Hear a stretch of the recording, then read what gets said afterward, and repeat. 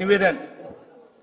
महाराष्ट्र भूषण पुरस्कार हा राज्याचा सर्वोच्च नागरी पुरस्कार महाराष्ट्र शासनामार्फत दरवर्षी देण्यात येतो.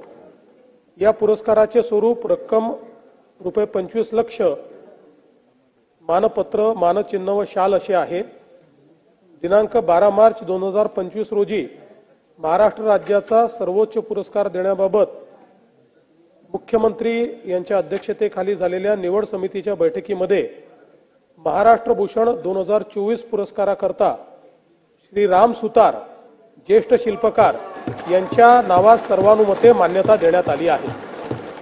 या ठिकाणी सांगितलं पाहिजे की श्री राम सुतार साहेब यांचं वय 100 वर्ष आहे आणि अजूनही त्या ठिकाणी ते शिल्प तयार करतायत. आणि विशेषतः आपलं जे चैत्यभूमीचं जे आपलं डॉक्टर बाबासाहेब आंबेडकरांचं स्मारक होत आहे त्याच्यामध्ये